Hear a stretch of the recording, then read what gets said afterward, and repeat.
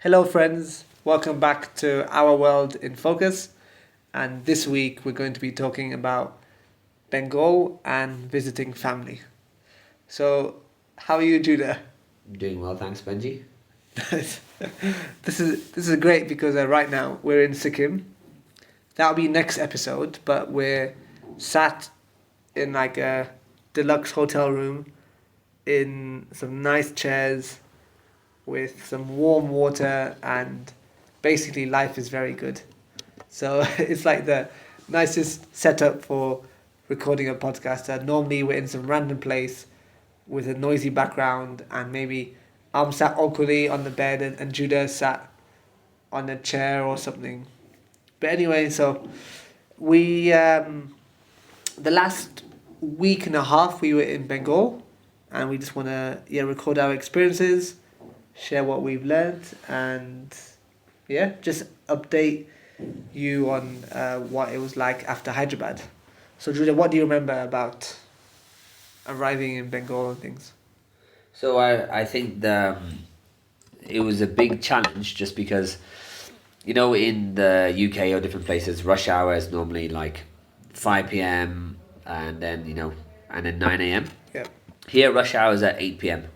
And so what happens when we arrived there, we got a bus to a station from the airport. Yes. And that was, I think, quite crowded, but nothing. It was actually an AC bus, I think. So it was a really nice introduction into Bengal. Pleasant. Yeah? But then we got to the train station.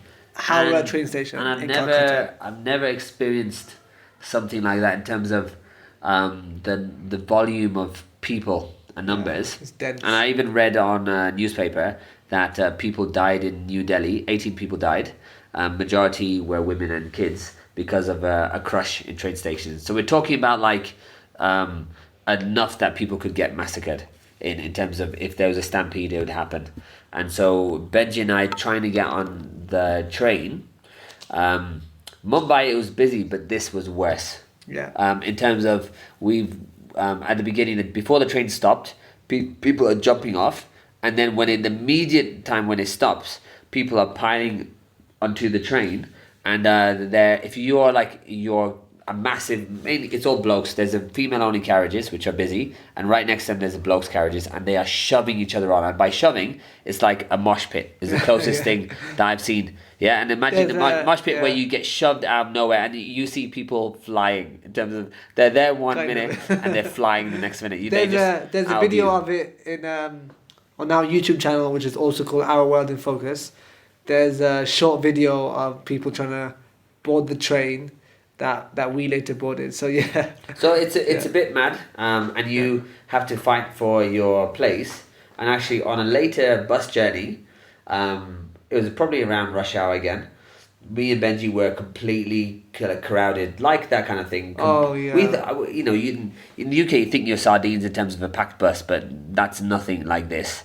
And so actually, I had to squeeze, like by squeezing past people, I had to basically barge people out of the way to get out of the bus, and Benji did as well. And I was kind of stunned for about an hour or two. I was spaced out Yeah, that because was, of me having to push past flesh or whatever type of things, and I had to really shove my way out. So one thing is about Calcutta is the level of maybe the people. I know Mumbai is a big city, but the times we've chosen, Yeah. the crowding was an issue. So that was my introduction in terms of the train was very busy basically. Which I think to be honest, any major Indian city would have that.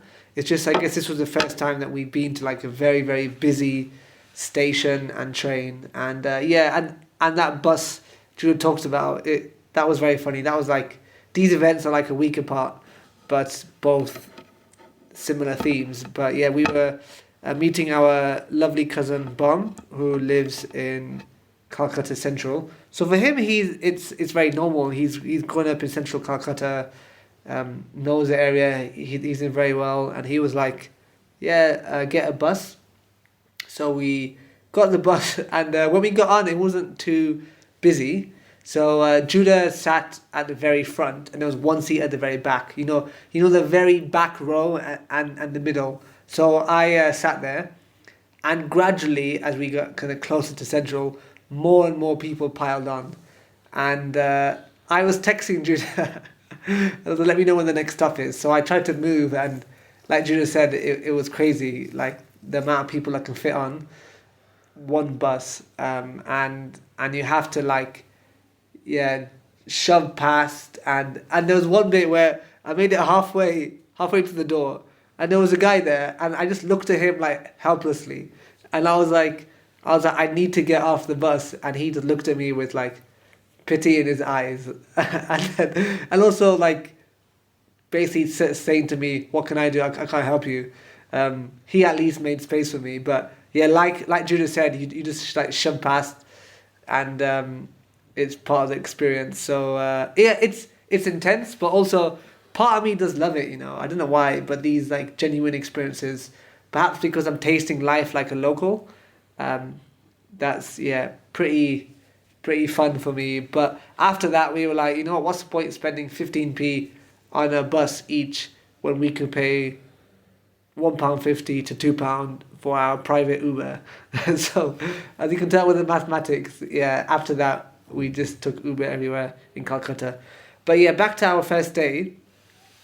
I quite enjoyed that because this was the train or the route that our dad would have taken from Calcutta Central to Chandannagar, where the family lives. So for me, it was special. If you've been listening to the podcast, then you'll know that one of the themes of our travel was to connect to our father's history. He died in 2006, and we wanted to go to places he's connected to.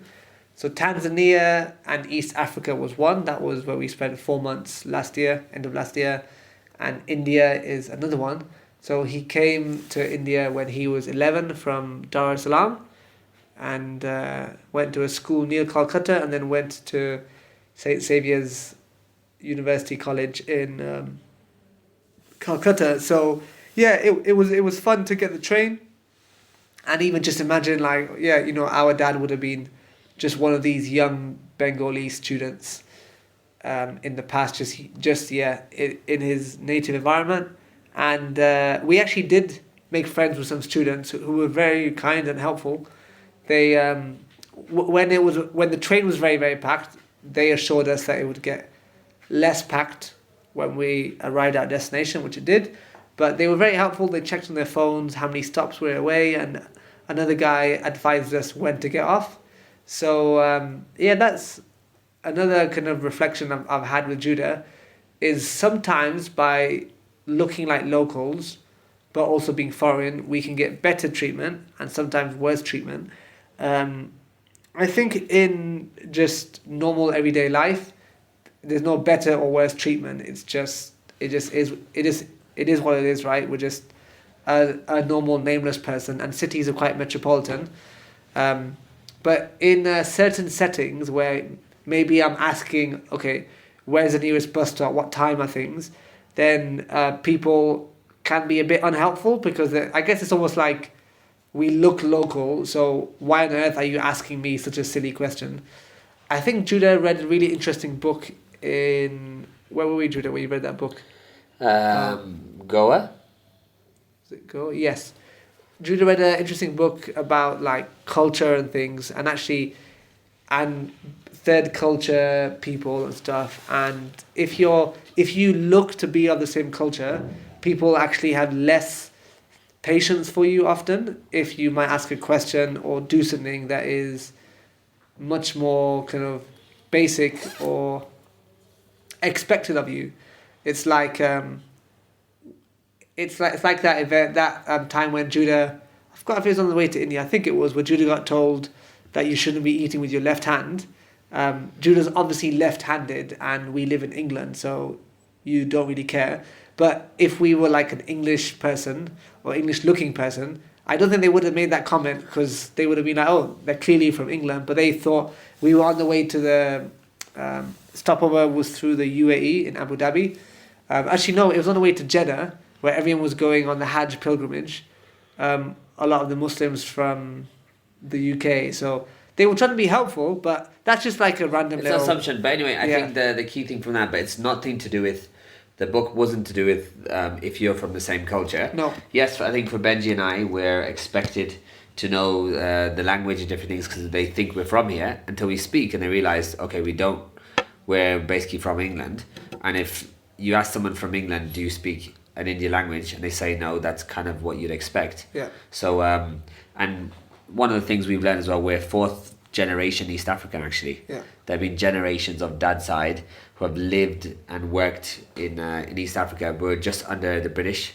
Yeah. So they never got nationality because of that. So we're actually deeply linked to that area. But anyway, it's the fact is, as an adult, imagine you're from the US and you're extremely good at your job, you know how to navigate around, etc. And then you come to India and things are in a different language. And so you go from an expert and knowing how to navigate things to suddenly being like a child, but unlike a child, people do not have patience for you as an adult because you are an adult. Yeah. So you're assumed to be able to do things and do things competently because you've learned these rules of life basically on in that place or city or country over your lifetime. So unless people are from another place when they know that there's going to be different norms that other people come in, people just get a bit short with you. Yeah. So you either have people who are patient and kind with you, or people who are short with you because you just don't know how to navigate things, particularly when it gets to administrative things. Yes. Anyone Yeah, who's ever gone abroad, traveling for a few weeks, there's challenges, but if you have any health challenges,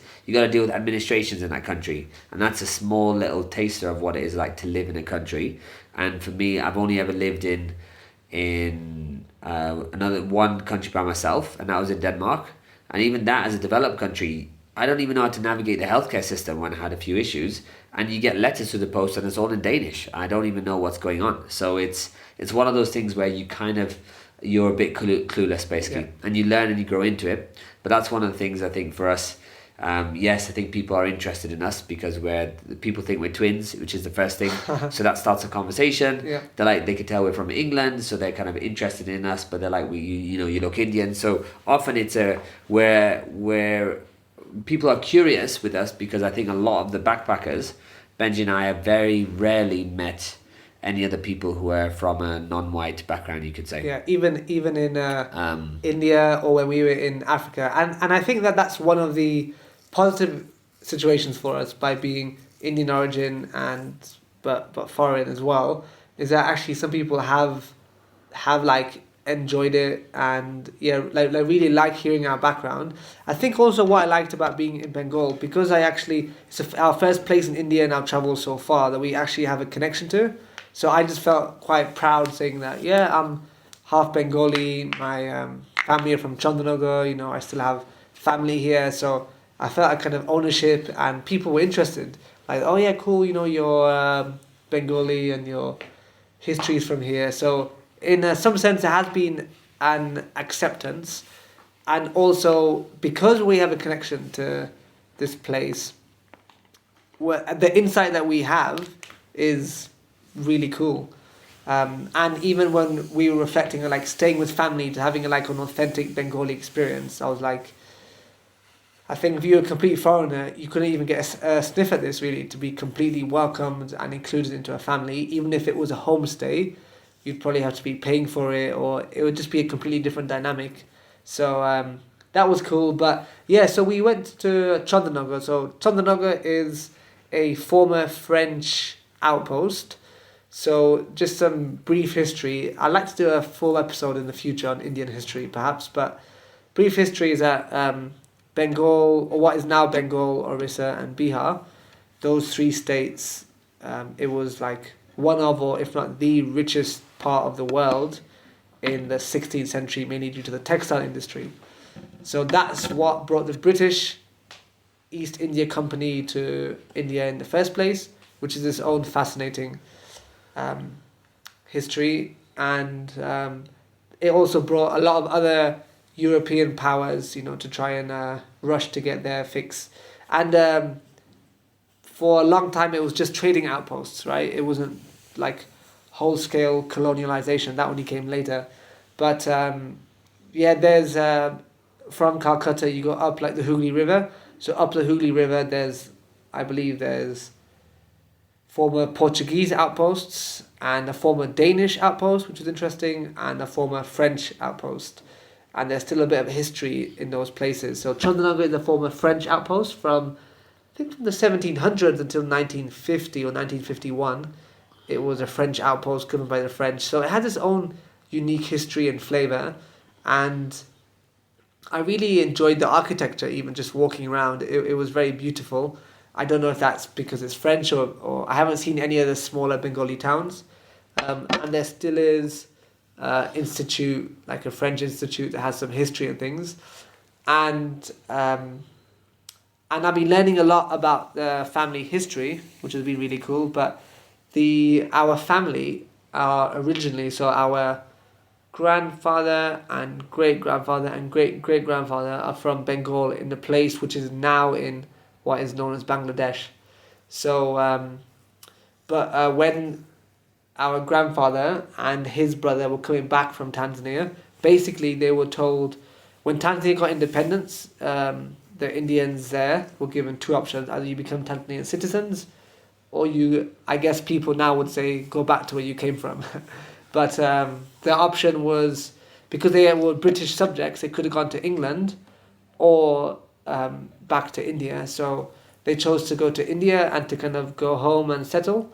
And so Chandannagar had a English medium school, and back then it was very quiet and picturesque and seen as a nice area. So that's why the family moved there in the mid 1960s.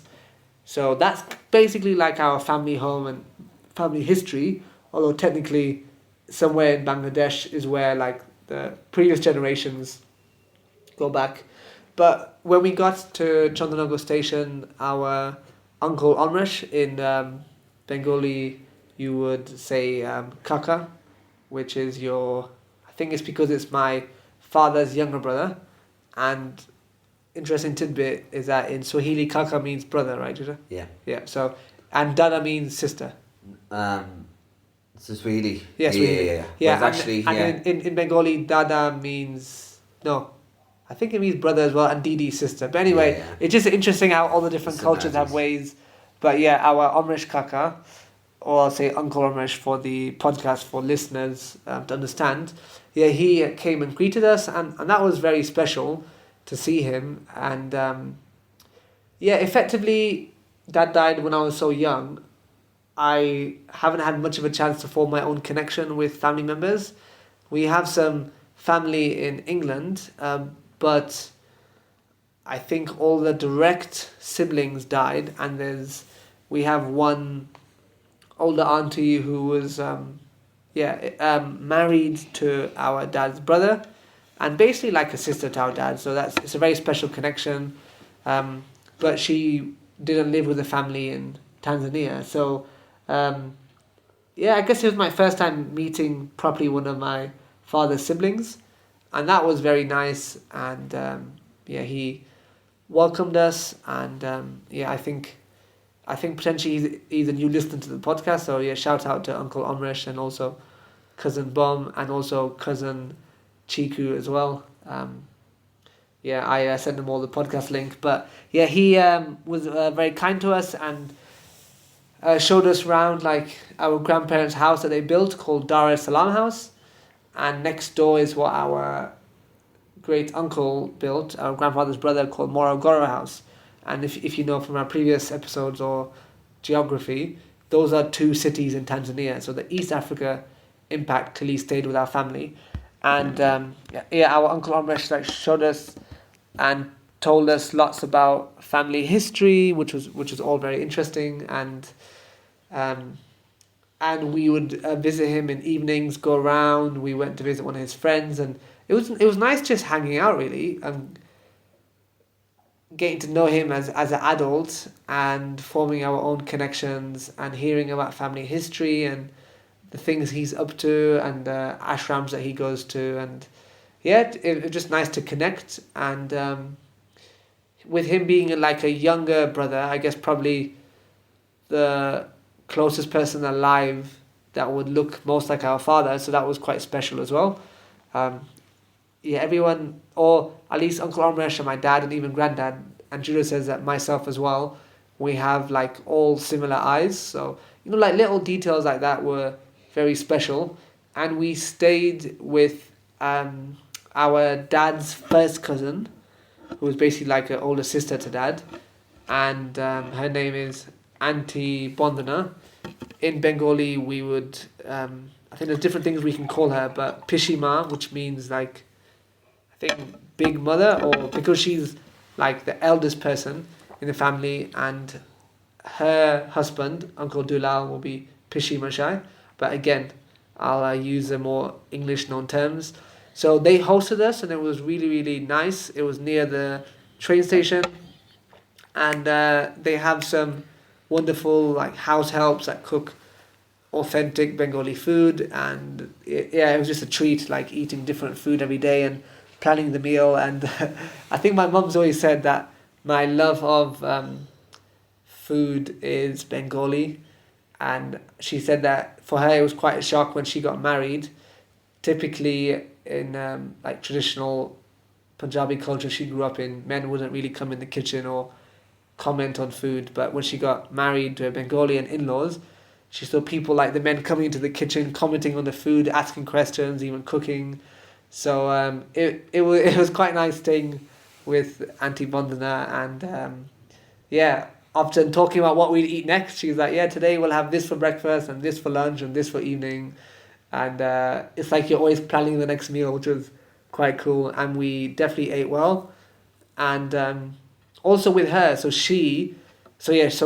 her father is our grandfather's brother, and they also lived in Tanzania and were very close to each other as a family. So effectively like a sibling to my dad and his siblings. And so she had lots of stories about growing up in Tanzania. And again, Uncle Omrish and Auntie Bondana, I asked them lots of questions about family history, perhaps at times quite directly, almost like a journalist, because I really wanted to know family history and learn everything I could about my dad. And so I even started like making a family history, like a family tree, should I say? And I learned loads of interesting facts, like I did about, the origin from like East Bengal in what is now Bangladesh, and also our great grandfather is the one that went to East Africa first. So that was pretty special. And our grandfather lived there for almost 40 years, which I didn't know either.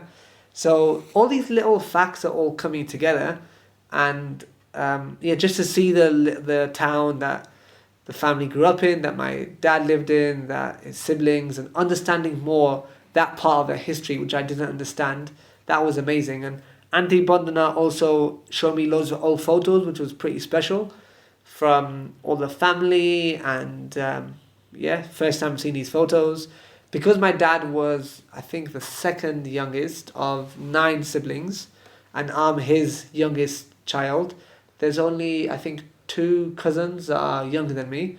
And actually, it's funny, the eldest daughter of my eldest uncle is the same age as my Uncle Amrish, right? So it's like I have cousins that are old enough to be my parents.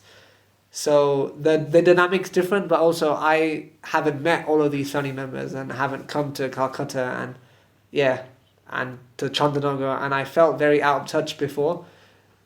But this journey's been very helpful to connect to the Bengali side, and in many ways it is very foreign to us. Like the language, like Punjabi is very familiar because of growing up with mum and visiting her family in Slough all the time, and we knew our grandmother BG as well.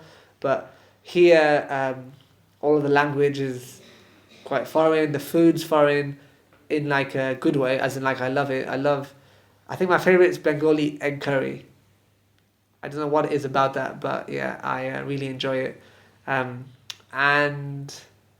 even just some of the customs, and even the even like the way that we pronounce things. Like I think the way you say S, it can be different ways, like Shah and Shaw. So if you see something spelled like Samar, it's not Samar, it'll be Shomor, the pronunciation. So little things like that we're learning. But and also a cool highlight was our cousin Saibol, who is known in the family as Chiku.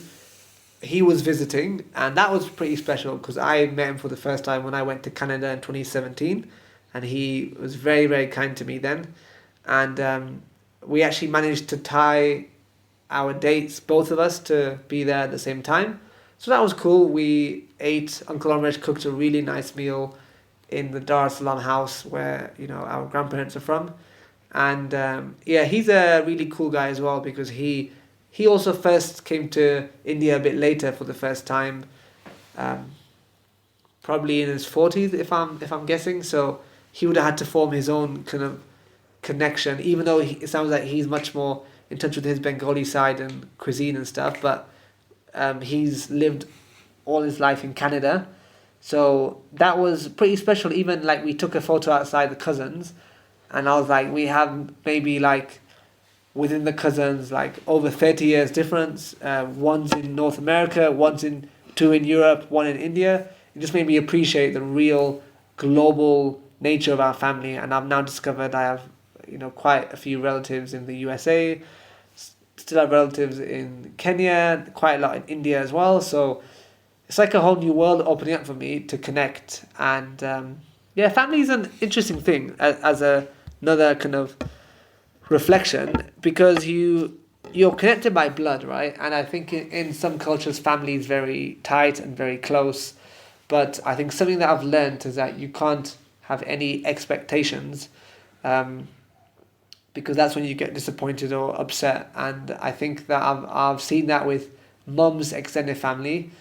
Some of them are amazing, and some of them, well, by amazing, let's just be political and say like amazing at keeping in contact, and some might not keep in contact at all. So yeah, we've wrestled with mum's side of the family, our Punjabi side of like what is family, what can we expect whenever we go to visit them.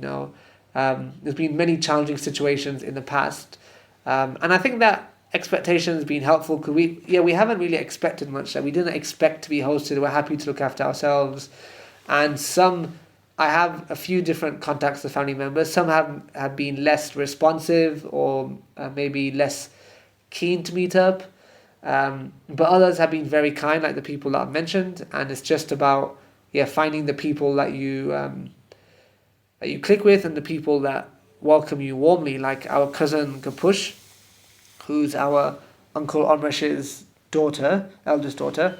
She was the one in Mysore that hosted us and was just so kind to us. And it was basically the first time, to me, I'm treating it like the first time I'm meeting them all. Because last time I would have met them, I was 2, with no memories. So it's been nice to have low expectations, but and have them exceeded. So that's been pretty special. And with our cousin Bum, he showed us around Calcutta, and a really sweet, cool guy, amazing guitar player. And one of the highlights in Calcutta was going clothes shopping. And that was quite cool because he lived in Calcutta his whole life, so it's just the culture that he knows. But we went to get some, I think it's called khadi. It's like homespun cotton. I think that's the term. And we basically went clothes shopping because I really wanted to buy some like Indian looking clothes, and I think part of my cultural journey. And he was very helpful, and we just went around trying on loads of items. But it was funny because whenever I wore the most Indian ones, I felt really strange. And I think it was one of those situations, expectation versus reality. Like in my head I was like, this is going to be so cool, I'll look Indian, it's my heritage. And I was like, wait, I feel very kind of uncomfortable in these. And I'm like, I just haven't grown up wearing those stuff. And that's okay. I don't need to kind of force it. So I got some like kind of short sleeve tops that, you can wear with Western trousers and stuff. But I tried on like different lungis and asked about dhotis. And these are like long cloths that you wrap around your bottom half. And it was funny, one of the guys in the shop was kind of getting a bit annoyed and kind of like, yeah, just like the kind of questions Jude and I were asking and trying things on, we were completely like just newbies to this, but that was quite fun to go shopping, and Judah got pajama, which is like the more common lower half, and then the top half, the kurta, and I didn't get it because I didn't feel as comfortable in it, and also I guess it's kind of sad, but also I guess I wanted to get clothes that I could wear in England sometimes, and I was very self-conscious that if I wore that in England, I'd have lots of like unwanted attention, especially with, yeah, some people's opinions of like foreigners and stuff. But when I saw Judah wearing it, I was very happy even just seeing him. I was like, wow, that's really cool. And he was much more chilled than me and probably a bit more secure in his Indian identity because he's been here before. But he's like, I'm just wearing it because it's comfortable. As you may or may not know, yeah, pajama, it's an Indian clothing and it's an Indian word, and that's where pajamas came from because the British came to India, and pajama is actually like outdoor wear that you wear to various formal and informal events, but the British understandably were like, whoa, this is really comfortable, and that's where pajamas came from, which is a cool thing. So I'm wearing actually Judah's pajama bottom now, so I think I am gonna get one and just use it while in India. And yeah, so those are my kind of reflections. But yeah, Judah, how was it for you then with family and being in Chandannagar and Calcutta and stuff?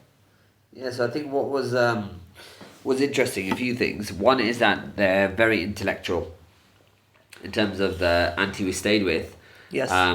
They're intellectual and adventurous, risk taking, lots of different things. Yeah, but true. very intellectual. So in terms of there were tons of books in the house, and basically what we've learned is the gurus and worship of gurus is very serious within India, for the religions here, and for in Hinduism you have different gods, but you also follows different gurus who you could say are you kind of your teachers, and they would have disciples as well.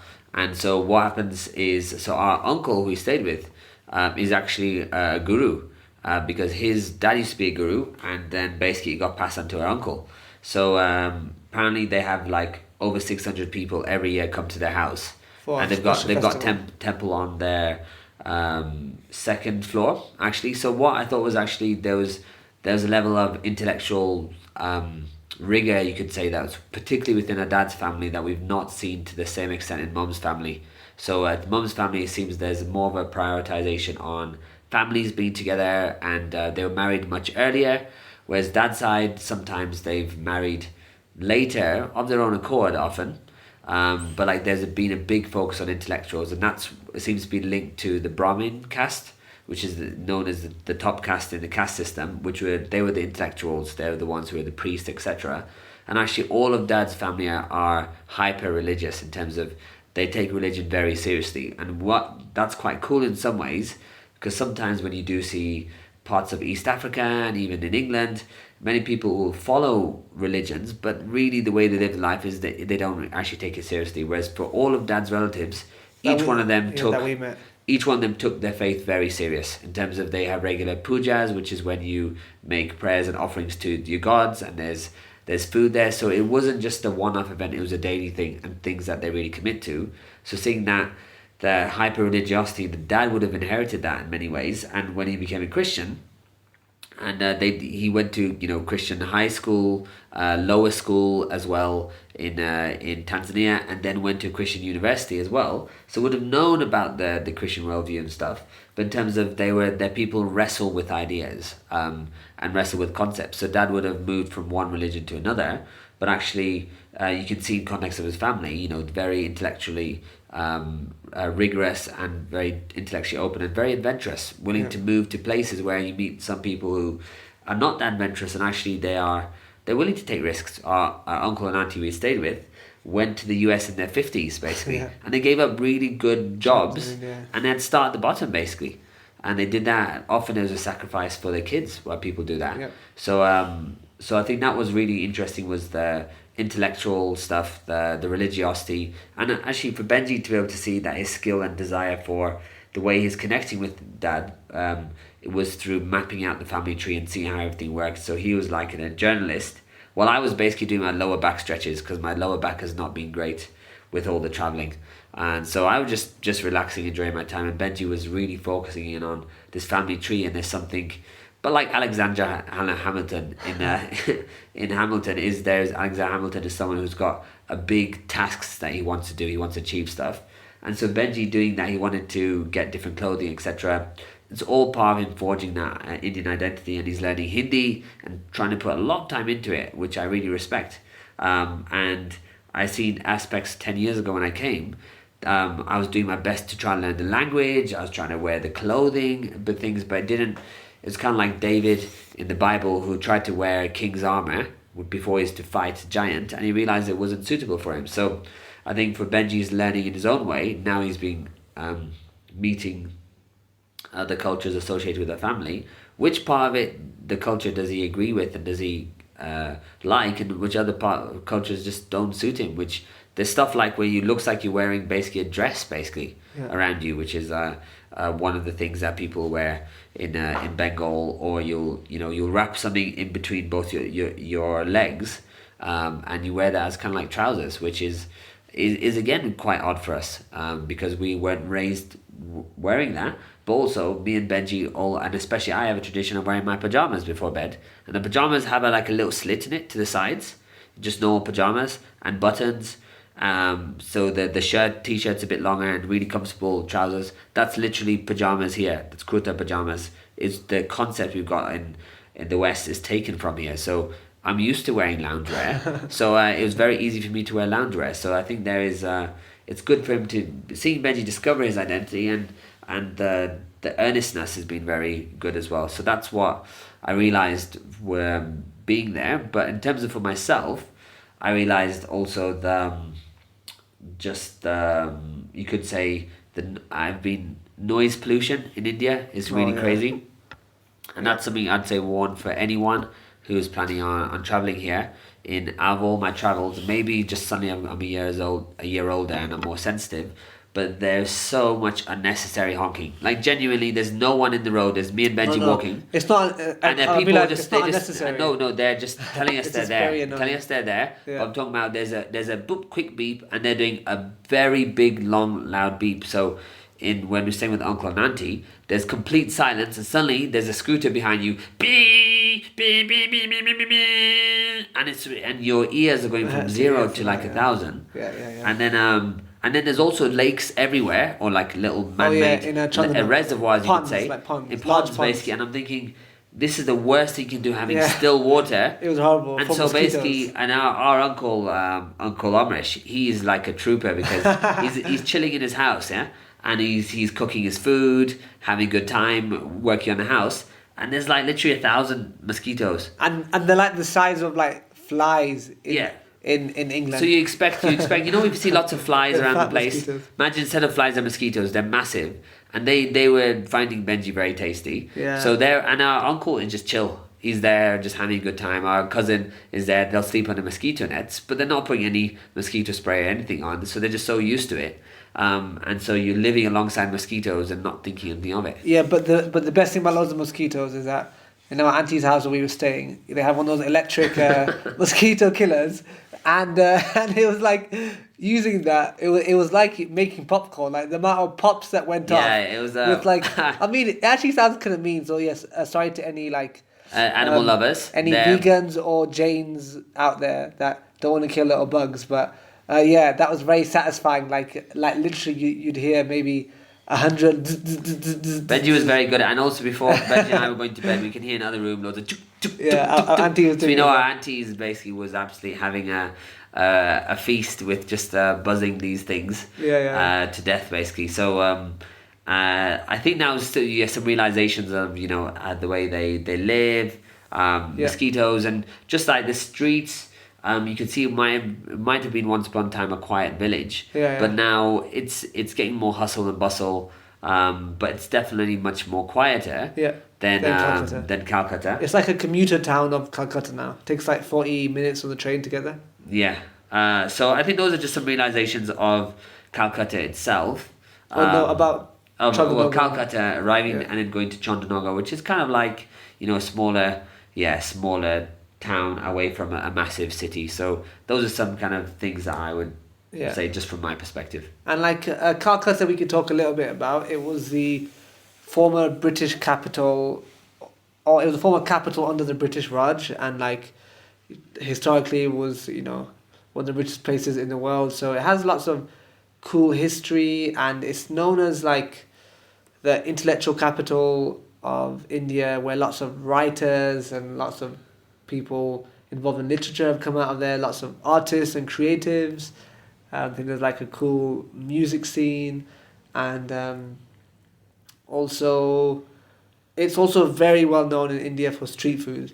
So for people that love food, so I know our cousin Chiku like loves trying out different food and different things. So yeah, I think he described Calcutta like a tropical New York. I've never been to New York, but I think I've heard that there's different neighborhoods. It all depends what neighborhood you're in, and some neighborhoods might have all different cuisine, and there's lots of Chinese influence as well, and that's also seen in like human rickshaws, which I find fascinating. I think it's the only place in India still.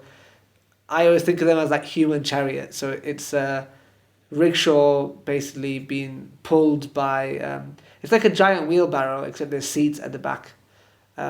It's still my goal to go on one, because I read a book, an amazing book called City of Joy by Dominic Lapierre, or something like that. And yeah, the way he describes someone working in his job was just very crazy. So yeah, I like to do it at least once. But yeah, there's lots of good Chinese cuisine and street food and like lots of places. So Jude and I aren't particular foodies. I would describe it like I like eating. I love food. I like different flavors, but I'm not that fussed. So if someone's like, "What do you like? What would you like to eat?" I'm like, "Whatever."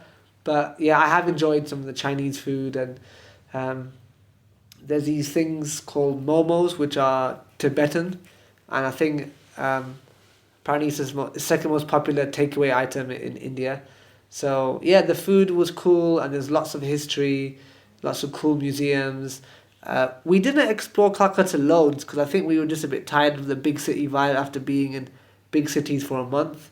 And our mum and brother are going to come meet us in Calcutta next week anyway. So we plan to return, see the museums, visit our dad's old college and stuff. And yeah, I think some like a final reflection I've had is just how varied India is. I think it's quite interesting that just because I'm from the Indian diaspora and Indian origin, doesn't mean I had a positive view of India. If anything, I had a negative view of India before coming. The more that I've seen, the more I've realized that, and a very one-dimensional view, formed through maybe meeting some relatives, but formed through like TV shows and just cultural stereotypes and immigration and like lots of factors. But India is so varied and so diverse, and I think there's like over 4,000 ethnic groups and over 400 languages, and there's some like very rural, like very traditional tribes now. There's these ultra modern cities, these mega cities. Right now Judah and I are basically within the Himalayas, or near the Himalayas, and people here look like the Chinese, which is really cool. Um, and we'll talk more about that. But there's deserts where you can go like camel riding and desert safaris. There's forests. There's like beaches. It's so diverse geographically, but even people wise. Like each of the Indian states, I read a book about the history of each state, and the states that exist now aren't what existed at independence. I think only two or three have stayed the same effectively, but the majority of them, their borders have changed, the names have changed, um, and their food will be very different in different places, and the customs will be different. Of course, there will be generalizations. Of course, there'll be things that are common across India, but really, India's like it's more like a continent almost. If you compare it to somewhere like Europe, is comparable to that, really, with the different languages. And India really didn't exist as a whole, as a state, ever in history. It was always known as the Indian region, but only ironically after the British left was there like all the little kingdoms then came together into India, and gradually some of the states like Sikkim came into India and things. So yeah, I've just appreciated the diversity of India, and that's been really cool. I'm also trying to appreciate my heritage. It'd be very interesting to see how it's like in Punjab, because Punjab, I know a lot more about the Punjabi and Sikh culture through my mum's relatives and my mum. But it's just interesting to see like aspects of being Punjabi and the way that we do things, and aspects of being Bengali. And I think I realized that perhaps, even though my Bengali parent hasn't been around most of my life, I see many aspects of me that is Bengali. I think it's even my body shape. Basically just, yeah, I guess I'm a bit of like a kind of skinny intellectual type guy. So, yeah, but like for me, I love reading and learning and writing and being creative, and very devoted, religious, very adventurous, and it's just been interesting to see these qualities reflected in my family, and it has made me proud of my two different heritages within India, and how there's different different kind of generalizations even within India, if you're from Bengal or from Punjab. So it's been cool to realize that there's a depth to my origin even within India. I think before I was like, yeah, I'm Indian origin, half Bengali, half Punjabi, yeah, cool. But now it's like, oh wow, that's actually really cool, very significant. There's lots of history. And both of those regions were heavily impacted by British rule and even the partition. So I'm looking forward definitely to exploring Bengal more next week, and also to see Punjab next month hopefully. So yeah, Yeah, thanks for listening, and hope you can join us next time. thank you.